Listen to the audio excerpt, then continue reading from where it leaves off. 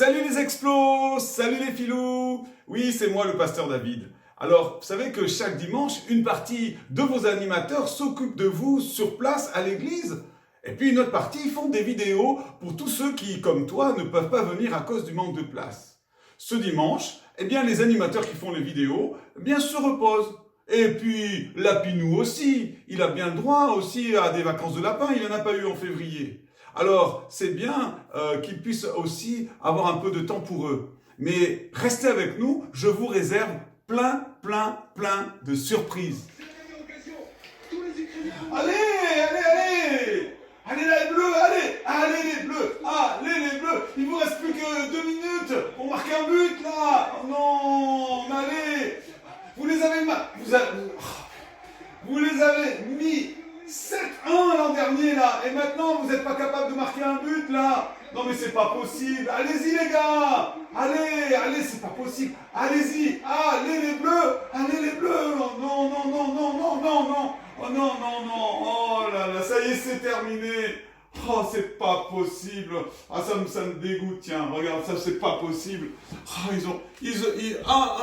voilà. Ils ont pas réussi à mettre un deuxième but pour pouvoir se qualifier pour la prochaine Coupe du Monde. Alors que c'est eux, les champions du monde. En 2018, ils ont été champions du monde. Oh là là. J'ai pu beau hurler, crier, les encourager. Ben, ça n'a pas servi à grand chose. Ça n'a pas bougé. Bon, il faut dire qu'avec le Covid, là, le Stade de France, il est vide. Et finalement, c'est quand même triste de pas avoir, parce que c'est important d'être encouragé. C'est important de savoir que il y a des gens derrière vous, en fait. Et quand l'équipe de France a gagné en 2018, quand ils sont arrivés à Paris, il y avait une foule incroyable. Ils sautaient dans un bus et puis tout le monde acclamait parce qu'ils avaient gagné la Coupe du Monde. Alors, vos parents s'en souviennent, et peut-être que vous qui êtes plus grands, vous en souvenez. C'était extraordinaire quand ils sont arrivés. Tout le monde acclamait, ils disaient « Ouais, allez les Bleus, ouais, les champions du monde !» Et, justement, si vous n'avez pas vu ça, ou si vous en souvenez pas, on va le voir quelques instants, on va voir cet extrait. On écoute.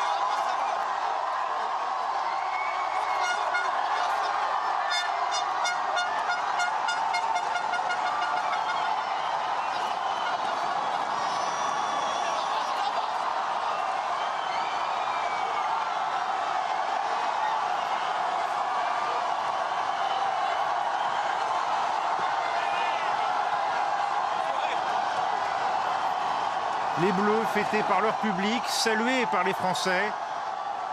Waouh! Quel enthousiasme! Quand ces joueurs de l'équipe de France sont rentrés à Paris, tout le monde acclame, tout le monde chante et tout le monde est heureux parce qu'ils ont gagné la Coupe du Monde. Mais vous savez à quoi ça me fait penser, toute cette joie, quand Jésus est entré dans la ville de Jérusalem? Cette histoire, elle se trouve dans la Bible au chapitre 21 de l'évangile de Matthieu ou dans l'évangile de Marc au chapitre 11, et même l'évangile de Luc et de Jean en parlent. C'était une histoire extraordinaire. Alors, bien sûr, Jésus n'est pas arrivé avec un bus, mais il était monté sur un petit âne et la foule l'acclamait. Non pas parce qu'il avait gagné la Coupe du Monde, mais parce qu'il faisait du bien. Il disait des paroles de consolation. Il guérissait les malades. Il se disait comme le Messie, le Sauveur qui avait été promis. Et les gens de l'époque avaient besoin d'encouragement parce que la vie, elle était triste. Les Romains dominaient sur eux, ils devaient payer beaucoup de taxes, d'impôts et ils ne pouvaient pas faire ce qu'ils voulaient. Alors quand Jésus arrive, qu'il se présente comme le sauveur, comme le libérateur, alors c'est la joie, tout le monde l'acclame, on prend des branchages, on les secoue et on dit « Waouh, hurrah, hurrah, Jésus ! Oui, Jésus, Jésus !» Tout le monde est heureux quand il arrive. D'ailleurs, nous allons voir ensemble un extrait d'un film qui reproduit cette scène des évangiles. Le lendemain, la foule énorme des gens venus à la fête de Pâques apprit que Jésus arrivait à Jérusalem. Tous prirent alors des branches de palmier et allèrent à sa rencontre en criant « Gloire à Dieu ! Que Dieu bénisse celui qui vient au nom du Seigneur ! Dieu bénisse le roi d'Israël !» Jésus trouva un âne et monta dessus, tel que cela apparaît dans les Écritures. « Ne prends pas peur, ville de Sion. Voici ton roi, assis sur le petit d'une ânesse. »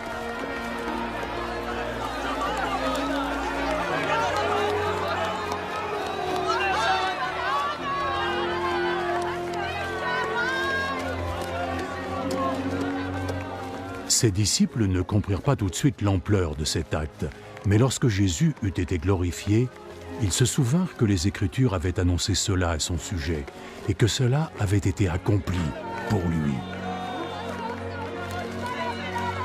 Tous ceux qui avaient été les témoins du moment où Jésus avait fait sortir Lazare du tombeau et l'avait ressuscité des morts racontaient ce qu'ils avaient vu. Voilà pourquoi la foule venait à sa rencontre. Tous avaient entendu parler de ce miracle qu'il avait accompli. Alors, les pharisiens le constatèrent entre eux. Voilà, nous sommes loin d'avoir réussi. Voyez, le monde entier est en train de le suivre.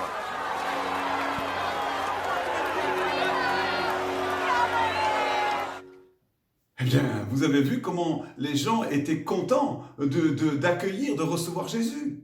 Même les enfants criaient « Hosanna, Hosanna, béni celui qui vient au nom du Seigneur !» Et comme vous l'avez vu, ils avaient des branchages, des branches de palmier, ils les agitaient comme dans les stades, on agite des drapeaux. Alors toi, là où tu es, devant ta télé ou ton smartphone ou ta tablette, eh bien tu peux dire aussi Hosanna à Jésus. Ça veut dire Hourra à celui qui sauve. Allez, dis-le avec moi. Hosanna, Hosanna Jésus. Allez, dis-le plus fort. Hosanna, Hosanna, béni soit Jésus. C'est cela finalement aussi louer Dieu. C'est être reconnaissant de ce qu'il a fait et de ce qu'il est. Il est Dieu, il est fidèle. Il est le sauveur, il est mort pour moi. Et puisque le week-end prochain, c'est le week-end de Pâques, ça me rappelle que oui, il est vraiment mort pour moi à la croix. Mais le troisième jour, il est ressuscité, il est revenu à la vie et il est vivant pour toujours. Et c'est pourquoi je peux le louer, je peux le célébrer, je peux dire Hosanna Jésus, Hosanna Jésus. Alors je te propose de le faire maintenant avec ce chant qui suit pour louer Dieu ensemble. D'accord? On y va?